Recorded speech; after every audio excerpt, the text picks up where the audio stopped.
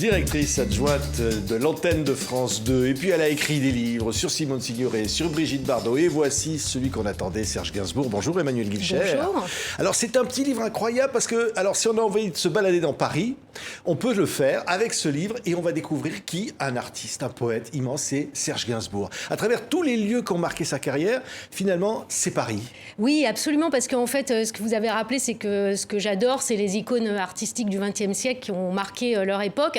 Et Gainsbourg, il y avait eu tellement de biographies sur lui que c'était pas un angle qui me paraissait satisfaisant. Donc, j'ai cherché ce qui pouvait être un petit peu original. Et ce qui m'a fasciné, c'est que Gainsbourg, d'abord, est toujours dans Paris, il est partout. Et surtout, que c'est un artiste qui a, du début de sa naissance jusqu'à sa mort, a connu toutes les époques de la vie parisienne. Donc, c'est une balade à la fois littéraire et géographique et historique dans toutes les périodes de son existence. Mais à la fois Gainsbourg et Paris, alors on peut se balader donc dans les rues de Paris, on prend le bouquin comme ça, et bien on va se trouver, tiens, on est avenue Paul Doumer, ah ben tiens, là on est rue de Verneuil, ah ben tiens, là on est chez Milor-Larsouille. Et à chaque fois, c'est des étapes clés dans la vie de Serge Gainsbourg. Voilà, c'est des étapes clés, parce que je ne l'ai pas voulu comme un guide touristique, j'ai voulu aussi que ça soit retracé différentes époques, puisqu'il a traversé avec beaucoup de génie, en fait, depuis son enfance, avec ses parents à Pigalle, qui sont aussi des musiciens. C'est un juif russe, hein, donc il habite à Pigalle, il habite rue Chaptal. Dans un endroit très modeste, dans un endroit extrêmement modeste, et en même temps, il y a une sorte de destin, puisque c'est la rue où il y a la SACEM, c'est celle où il y a le Hot Jazz Club de France, où débutera Django Reinhardt. Donc il y a quand même une espèce de destin chez lui. Et puis ensuite, il va effectivement progressivement faire ce parcours de l'Est à l'Ouest parisien. Ce qu'on ignore, c'est que Gainsbourg, il habite dans le 16e pendant très longtemps. Hein. C'est finalement, les parents sont assez embourgeoisés. Oui. Et donc, il habite avenue Bugeaud, hein, où ses parents donc, ont un appartement et qui est toujours au nom de son père, d'ailleurs. Et puis ensuite, il va progressivement, au moment où il commence à rentrer dans la vie, on va dire, professionnelle, il va traverser la bohème, les petits métiers, les hôtels miteux du quartier latin, avec sa fiancée de l'époque. Et il commence dans les cabarets de la Rive-Gauche. Donc ça, c'est les vrais débuts de Gainsbourg, dans les cabarets qui sont ceux où sont Aznavour, Brel, Barbara, et lui, très timide, très introverti. Il a peur. C'est Lucien Gainsbourg. C'était Lucien. C'est Lucien Gainsbourg. Serge Gainsbourg, c'est son nom de scène, hein, qui va prendre au moment très connu, évidemment, du Poinçonneur des Lilas. Donc, dans cette époque-là, c'est aussi la vie de Saint-Germain-des-Prés. Hein. Il rencontre Gréco, Boris Vian lui sert de mentor. Et puis ensuite, il va traverser toutes les époques, même les yéyés qui méprisent au début, parce que quand les yéyés arrivent, il a peur d'être ringardisé, hein, évidemment. Lui, il a déjà 35 ans. Il est classé plutôt rive gauche. Il est classé rive gauche, un peu Michel intellectuel. Absolument, tous ces gens que vous citez, ces chanteuses. Il y a aussi Zizé Jeanmaire, avec qui il collabore tout au long de son existence, qui est donc la Parisienne aussi, Régine, bien sûr. Donc il est assez catalogué rive gauche, pas chanteur à message, pas chanteur engagé, mais chanteur à texte. Et puis il va avoir ce génie de... Bon, il est indémodable parce qu'en fait, il a survécu à toutes les modes et il a fait une agrégation de tout ce qui était les différentes périodes qu'il a traversées jusqu'au rock, qui méprise au début parce qu'il se dit, il méprise en même temps, il aimerait bien en être. Et donc finalement, Rock Around the Bunker, c'est un disque rock. Il y aura le reggae, Melody Nelson et puis il y aura la funk américaine, il y a tout finalement. Il y a tout, c'est un agrégateur de génie. Alors certains diront un peu copieur. Ce qui est fou, c'est qu'en fait, il a rendu la world music mainstream, hein, c'est un des premiers à s'intéresser aux musiques africaines. Il adore Myriam Makeba, il découvre des percussionnistes nigérians. Il pompe d'ailleurs beaucoup sur ces artistes-là, hein, sans forcément le dire. Mais en même temps, il rend hommage, il leur rend hommage. Et puis, il est un des premiers à accepter cette idée de mixité. Quand, dans la deuxième partie de sa carrière, effectivement, il partira en Jamaïque, c'est un importateur quand même de cette musique en France. On peut lui reconnaître ça. Et il y avait un sincère amour de cette musique-là. Ça, c'était pas du fake, hein, c'était vraiment... c'est un musicien à la base, donc toutes les musiques l'intéressent. Et il sait les faire vivre et les rendre, encore une fois, mainstream, ce qui est quand même, pour l'époque, hein, parce qu'il y a plus de 30 ans, 35-40 ans, et quand la première collaboration, donc Ces petits riens qu'Angélique Kidjo chantera et dont les arrangements sont déjà inspirés par les musiques africaines, on peut dire que c'est un pionnier magnifique. Oui, absolument. Absolument. Et alors, avec ce livre, vous dites, on traverse Paris. Parce qu'au fond, il traverse Paris à travers la réussite. Il passe d'un côté à l'autre de Paris. Alors, quand on dit il y a des noms mythiques, il y a Maxims. Bien sûr, où son père d'ailleurs est déjà dans un orchestre, donc il connaît Maxime. Les enfants n'y ont pas accès, mais il en rêve. Il écrira une chanson d'ailleurs sur Maxime, qui s'appelle Chez Maxime.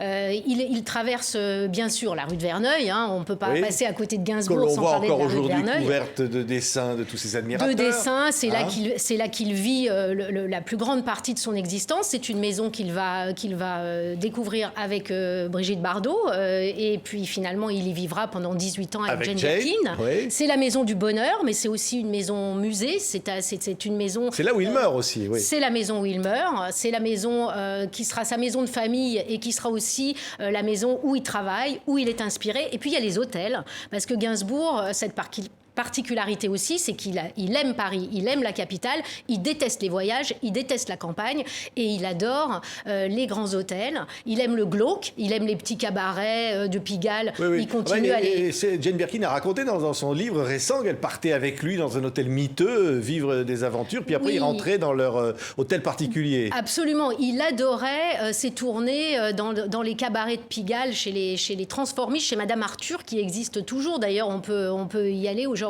où il a débuté. Il avait ses amis prostituées avec qui il buvait des coups. Et puis ensuite, il passait sans aucun problème au Ritz, au Royal Monceau, au Plaza, où il a écrit un certain nombre de ses plus belles chansons, parce que là, il trouvait l'inspiration, la solitude, tout en étant servi au bar, parce que personne n'ignore qu'il y avait aussi toute cette partie Gainsbourg, le double qu'il s'est inventé. Et puis malgré tout, très élégant. C'est-à-dire de cette enfance où, on l'a dit, il vivait dans un truc très glauque, où il y avait même pratiquement presque pas l'électricité, enfin il n'y avait pas de salle de bain. C'était des immigrés, donc ils n'avaient pas beaucoup d'argent, mais il y avait une élégance évidemment de la culture, et donc ça, il a été élevé effectivement dans cette élégance, donc il n'a jamais perdu de vue qu'il fallait être bien mis, il fallait être propre, même si... Et puis après, il y aura l'Étoile jaune aussi pendant la guerre, il y a ça, c'est un autre Gainsbourg, un autre Paris. Alors moi, ce qui m'a intéressé aussi beaucoup, c'est qu'on parle assez peu effectivement de l'identité juive de Gainsbourg, qui est quand même très forte. Il a sans doute souffert d'être un enfant juif et qu'on lui renvoie pendant la guerre cette image de lui-même qui était la laideur, le nez juif, etc. Ce qui explique aussi beaucoup pourquoi il a voulu s'inventer ce double à côté de lui, parce qu'il avait besoin sans doute d'expurger tout ce qui avait été cette difficulté à être. Et je pense aujourd'hui d'ailleurs, j'aime pas faire parler les morts, mais il serait très sensible au mouvement type Black Lives Matter, parce que c'est quelqu'un qui a toujours été très sensible à la question de la minorité. Vous n'êtes pas sans savoir que le disque You're Under Arrest, l'album, a été inspiré de Miles Davis, qui, quelques années avant, avait publié un album qui racontait son expérience quand il était jeune musicien à New York. À l'entracte d'un concert qu'il donnait, il a été matraqué par les flics qui ne comprenaient pas ce qu'il faisait sur le trottoir. Et en fait, il reprend dans son album You're Under Arrest ce titre. Donc il était très sensible à tout ce qui était être minoritaire. Et il aurait été sûrement sensible à ce qui se passe dans la société d'aujourd'hui, de conjonction, de mixité des luttes. Même si sur le côté MeToo, il y aurait beaucoup à dire. Certainement, oui, ça c'est sûr, Emmanuel. Mais c'est la seule Mais justement, dans l'histoire de Paris et de Gainsbourg, il y a des femmes, il y a des mariages, il y a des mariages qu'on ne connaît pas, parce qu'on pense toujours forcément à Birkin, on pense évidemment à sa relation avec Brigitte Bardot, mais on oublie qu'il a été marié avec une femme qui est peu il y avait connue. Des femmes. Il y avait surtout sa mère, qui était vraiment la mère juive qu'il embrassait encore à la russe, qui a été très importante dans la formation de son caractère. Et il y a sa première épouse avec qui il est artiste-peintre, puisqu'il voulait être artiste-peintre au début. Il disait c'est l'art majeur, c'est la peinture. Donc il y a aussi ça dans mon livre, toute cette partie où il essaye de devenir peintre et où il est dans les petits hôtels de la Bohème, on va dire. Et puis finalement, il cherche un métier qui lui rapporte un peu d'argent. C'est comme ça qu'il va devenir pianiste de bar, puis enfin chanteur et écrire les succès que l'on connaît. Ah oui. Mais effectivement, avec les femmes, il y aura Bardot, avec qui il a une passion fulgurante, mais surtout là, il écrit des titres formidables. Avenue Paul Doumer, où il lui écrit Harley Davidson sur le piano, où il lui écrit Harley Davidson sur le piano Pleyel qu'elle possède.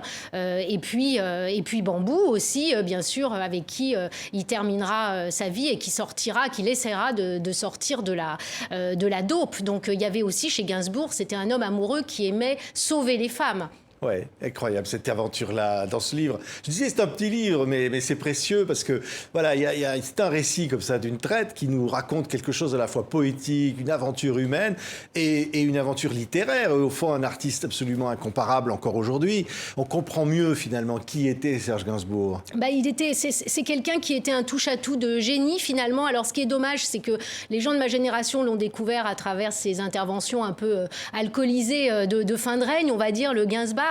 Alors que quand on voit les jeunes générations reprennent ces titres avec plaisir parce que c'est un musicien absolument incomparable. Donc effectivement, on citait tout à l'heure Angélique Kidjo, mais il y a un peu de Carla Bruni, il y aura Benjamin Biolay, tous ces artistes. D'ailleurs, Benjamin Biolay faisait un tour à un moment dans Paris sur les lieux mythiques de Serge Gainsbourg. Et puis, il y a même aujourd'hui une jeune chanteuse qui s'appelle Louise Verneuil qui a à peine 30 ans et qui a repris le nom de l'endroit où il habitait comme pseudonyme. Donc c'est quelqu'un qui a traversé, qui est aujourd'hui aussi contemporain et présent que s'il était vivant, alors qu'il va bientôt y avoir 30 ans qu'il a disparu. Incroyable, hein. Vous parliez d'Angélique Kidjo qui a chanté la Marseillaise pour la fête nationale du 14 juillet à la Tour Eiffel à Paris cette année. Et puis, évidemment, Gainsbourg qui a, lui, chanté la Marseillaise. Voilà.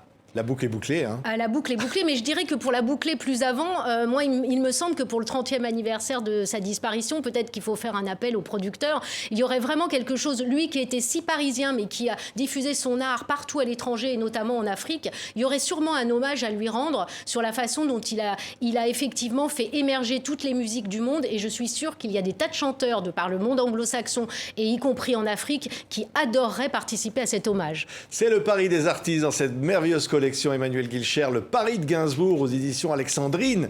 Quel super bouquin. Merci d'avoir été avec nous, Emmanuel.